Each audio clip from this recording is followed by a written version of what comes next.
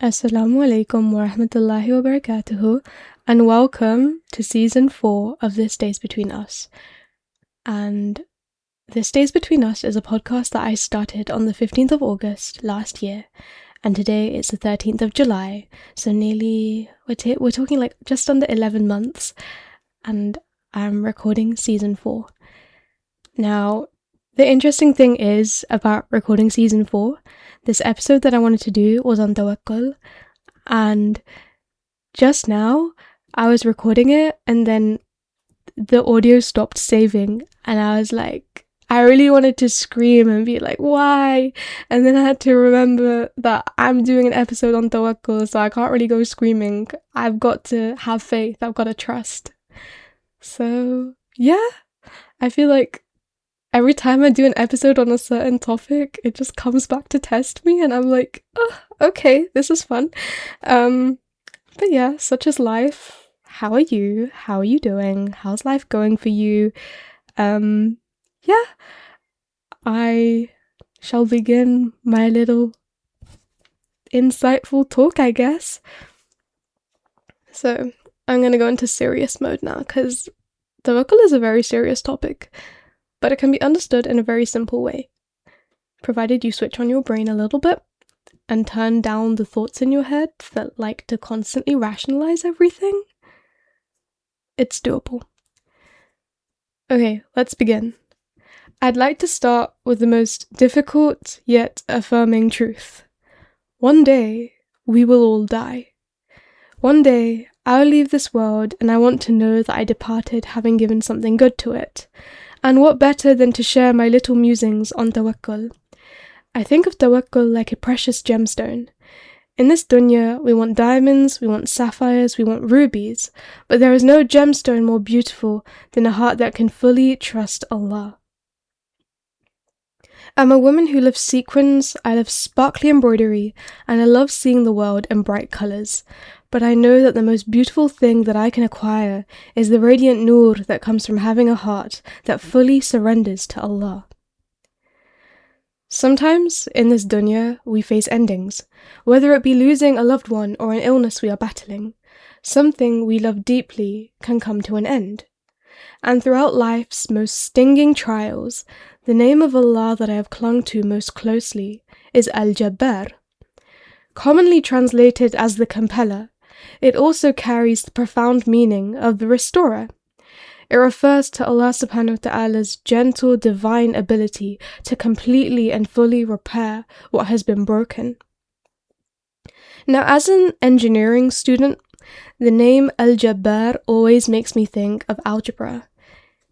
In my studies, I've never experienced a heartache more frustrating than the inability to solve for x and y. Algebra inherently forces us to sit with the unknown. Similarly, we as humans cannot predict exactly how Allah will solve the equations of our pain.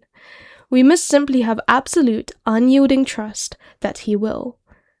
We must trust that X and Y will be solved for. We just don't know how. The truth is, at least for me, loving Allah and fearing Allah feels relatively straightforward in a process sense. Loving Allah can flow passively. You can look out of a window and you can admire a falling leaf, knowing that Allah wrote the exact landing coordinates of that leaf. And there's a wisdom behind it that your eyes cannot see, but your heart instinctively knows. Fearing Allah also has a clear process roadmap. You avoid what is forbidden and constantly knock on His door for forgiveness. So process-wise, the step-by-step approach that you can take.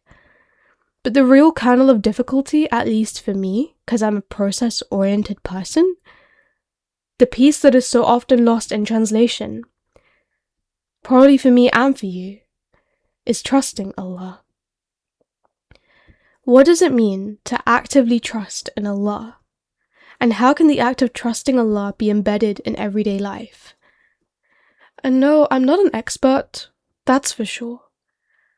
I make mistakes, I come back, I try to reflect, and then I try to make sense of things. But lately what I've been trying to do is understand that some things won't make sense, and that's okay, because as humans we have very limited understanding compared to Allah subhanahu wa ta'ala. Allah subhanahu wa ta'ala created everything and everyone and knows everything, so he knows more, and so he knows the full wisdom, and we as humans are limited in our intellect and our understanding, and that is okay. That is where trust comes in, and trust, I would say, is a form of intellect. Now, there is a phrase that everyone knows: when one door closes, another door opens. But what about the quiet, devastating moments before the next door appears? Given that my audience is generally in their early 20s, I'm going to give you a very real example of doors closing and doors opening. Heartbreak. Or friendships. Just relationships that go icky and you're like, what just happened and why? You can think of the agonizing confusion when a connection dissolves. Something that really meant the world to you, and then it changed. And what you've got to realize in that moment is that Allah is al-muqallib al-qulub, the turner of the hearts. In Allah's infinite wisdom, He turned your heart towards someone, but He also chose to turn their heart away from you. It's just like one's going north, the other's going south, or one's going east, the other's going west. And there's nothing wrong with that. But you panic. But think about it like this. Allah turns the hearts in different directions. And while that might not make sense, what might make sense a bit more is when you think of how Allah changes the direction of the wind. So, when the wind changes direction, we actually don't panic as much as humans. We simply just adjust our sails. Either way, the wind still blows and the love still flows. It's just moving in the newly designated direction written for you. So whenever a door closes in your life, just think of it as the closing of that door was not a punishment. It was just a redirection of the wind.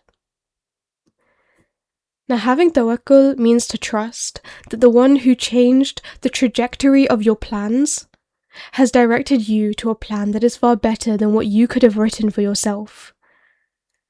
And that is where I think one of the key components of having tawakkul means to be humble inside.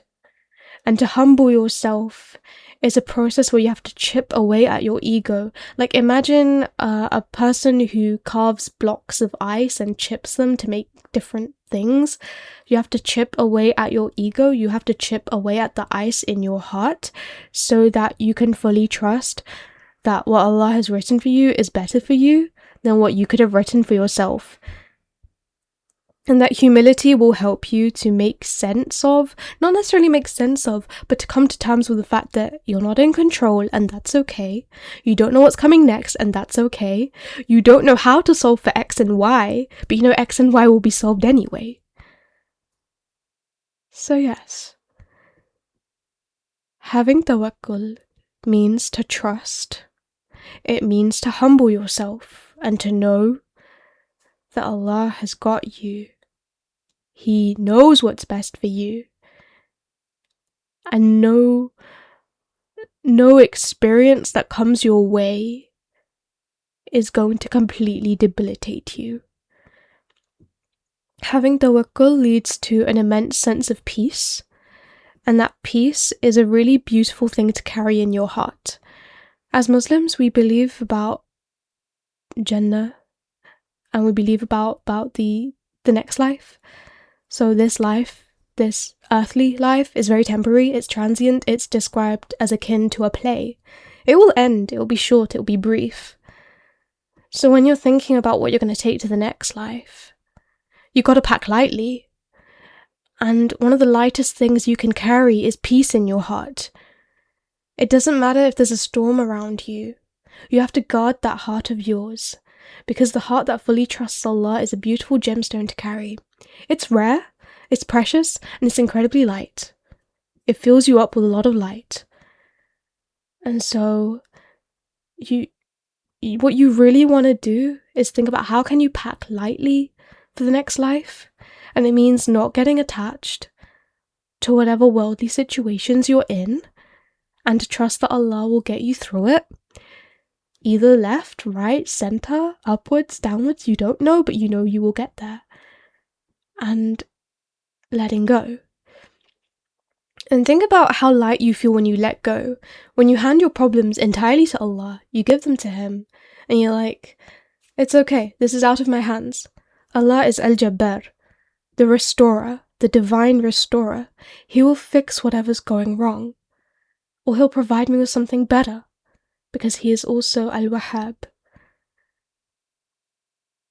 Having these kinds of positive ways of thinking about Allah can really help you as you navigate the world, and also serve you well for your akhirah.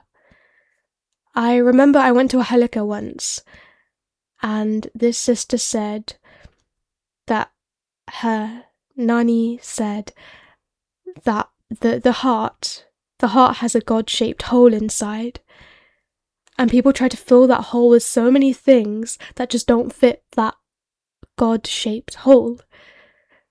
And when they finally fill it with the remembrance of God, that hole feels filled and that heart feels full of light.